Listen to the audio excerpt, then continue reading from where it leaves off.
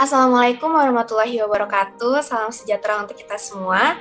Halo teman-teman sekalian, selamat datang pada acara Bincang-Bincang episode pertama. Yang pada segmen pertama ini kita akan membahas tentang apa itu forgiveness. Sebelumnya perkenalkan, nama saya Wina Nur Hasana, selaku host pada acara Bincang-Bincang kali ini. Dan tentunya saya tidak sendiri nih, saya bersama narasumber kita, yaitu Ibu Dr. Nimadil Taganing Kurniati, MPSI Psikolog. Halo Ibu Aning, apa kabar? Halo Wina, baik Wina, terima kasih. Wah, semangat ya Bu, karena kita akan bincang-bincang nih Bu. Oke, sedikit info nih teman-teman, Ibu Aning ini merupakan psikolog klinis dan peneliti di bidang psikolog gitu. Dan sekarang Bu Aning ini aktif sebagai dosen di Universitas Gunadarma. Oke Bu, langsung aja nih Bu, kita masuk ke pembahasan tentang apa itu forgiveness. Nah, kenapa sih Bu kita perlu paham terhadap definisi pemaafan? Baik Wina, itu pertanyaannya sangat penting. Kalau kita minggu-minggu ke depan akan banyak bicara tentang manfaat pemaafan, ternyata yang manfaat pemaafan itu sangat tergantung dari tipe atau jenis pemaafan yang orang alami. Nah, sebagai contoh nih, banyak orang yang berasa pemaafan itu penting, orang setuju gitu kan. Tapi orang kadang mikir ketika udah salaman misalnya ya, saling memaafkan, bersalaman itu sudah cukup. Padahal di hatinya masih ada rasa kesal, masih ada sakit hati, bahkan mau ketemu aja males gitu kan. Nah itu sebetulnya masih belum memaafkan. Jadi kita perlu mengetahui dulu sejauh mana pemaafan yang kita alami. Apakah kita memang udah benar sudah mengalami pemaafan itu sendiri dan pada tipe yang mana? Nah, ada nggak sih Bu jenis-jenis yang ternyata tuh bukan pemaafan? Iya. Sering orang mengkelirukan bahwa pemaafan itu sering dianggap sebagai rekonsiliasi. Memang betul bahwa pemaafan itu bisa menolong untuk orang untuk berbaikan kembali atau rekonsiliasi. Tapi sebetulnya tidak selalu seperti itu. Jadi pemaafan dan rekonsiliasi itu dua hal yang sangat berbeda. Bahkan nggak selalu perlu gitu ya. Sebagai contoh pada kasus-kasus tertentu seperti misalnya ketika terjadi bully. Nah, yang dibully dan yang membuli itu ada perbedaan power gitu kan. Jadi kalau pemaafan dilihat sebagai rekonsiliasi itu bisa berbahaya buat yang dibully. Dan juga orang sering keliru dengan menganggap pemaafan itu adalah forgetting. Orang sering bilang forgive and forget. Padahal sebetulnya kalau orang memaafkan, dia tidak lupa akan kejadiannya. Hanya saja sekarang ketika mengingat, emosi yang ada sudah berpindah, sudah berubah. Kalau sebelumnya emosinya adalah sakit hati, marah, kesal. Ketika orang sudah memaafkan sepenuhnya atau memaafkan emosional, emosi itu sudah berganti menjadi emosi yang positif. Misalnya rasa sayang, kasih, belas kasihan, empati, simpati. Jadi seperti itu. Jadi emosi tadi yang negatif sudah tidak ada dan berganti. Jadi seperti itu. Memaafkan itu juga tidak sama dengan legal pardoning atau membebaskan seorang dari proses hukum. Jadi proses hukum itu harus tetap ditegakkan. Pemaafan tetap jalan dan hukum tetap ditegakkan karena hukum itu diciptakan untuk melindungi semua masyarakat secara adil. Pemaafan juga bukan pasrah atau menerima ketidakadilan, dia juga bukan bukan letting go dan moving on. Itu hal yang berbeda. Gitu Wina. Oke, kemudian apa sih Bu arti dari tidak memaafkan? Nah, kalau tadi kita sudah membahas apa yang bukan pemaafan, sekarang tidak memaafkan itu seperti apa? Nah, tidak memaafkan itu adalah suatu keadaan yang dialami seseorang di mana seseorang mengalami perasaan sakit hati, kepahitan, kebencian, permusuhan, ataupun kecemasan dan ataupun rasa takut yang terjadi karena mengalami kejadian menyakitkan. Jadi itu adalah tidak memaafkan atau unforgiveness. Bagaimana unforgiveness ini terjadi?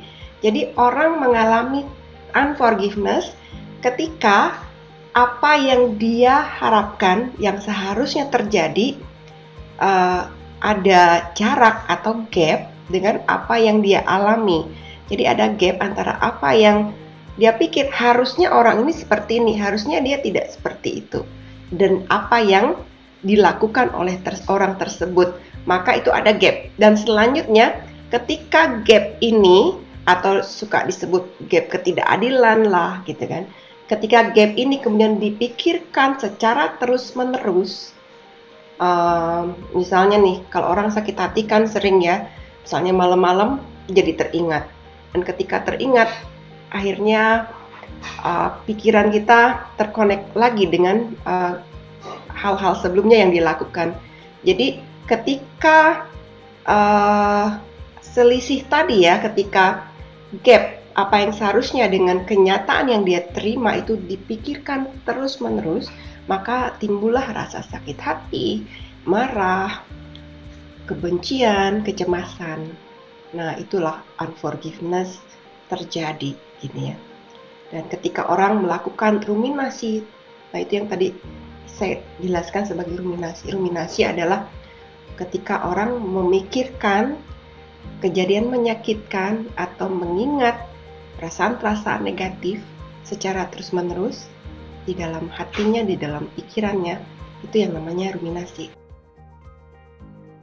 Nah, gimana kan kita kan sakit hati nih gitu ya Bu. Sakit hati itu kan pasti karena ruminasi tersebut kan, mengingat hal yang bersifatnya negatif atas kejadian pahit tersebut. Nah, gimana sih Bu cara kita menghilangkan ruminasi tersebut? Nah, ini pertanyaan sangat penting dan penting sekali untuk diketahui.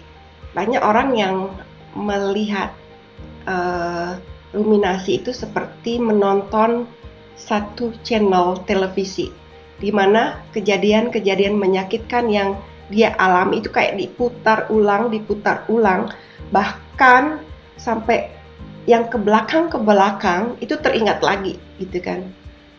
Itu seperti menonton channel kejadian menyakitkan, menonton televisi kejadian menyakitkan. Ada juga yang menyebutkan mengalami seperti dia masuk ke dalam satu ruangan yang gelap. Dan ketika dia berada dalam ruangan gelap itu, dia tenggelam dalam kegelapan ruangan itu, dan kemudian dia melihat segala sesuatu gelap, dan sangat tidak mengenakkan, dan semua pikiran itu muncul lagi, dan bahkan terkoneksi dengan pikiran-pikiran yang lainnya yang juga negatif gitu kan. Jadi ini yang membuat keadaan seseorang bisa mengalami keadaan yang depresif gitu loh, keadaan kecemasan. Nah, pertanyaan Wina tadi bagaimana untuk bisa mengatasi ruminasi seperti ini. Jadi satu hal adalah istilahnya adalah kalau kita melihat sebagai televisi, kita switch channelnya.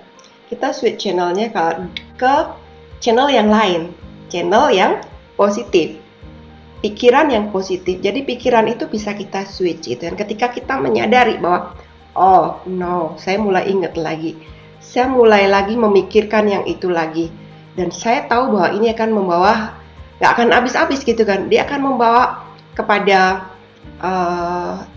pemikiran yang lain yang lebih dalam, bahkan bisa membawa pada emosi, jadi terkoneksi dengan pikiran negatif, terkoneksi dengan emosi negatif, membuat pikiran negatif lagi. Maka ketika orang switch pikirannya menjadi memikirkan hal-hal lain yang lebih positif atau secara positif, orang bisa keluar atau tidak jadi masuk ke ruangan gelap itu tadi, atau menutup channel dia dan menonton channel yang lain.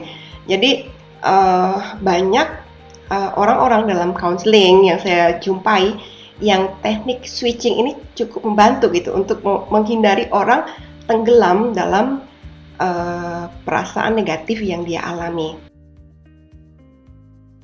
Kemudian Bu, apa sih Bu ciri bahwa seseorang itu tidak memaafkan?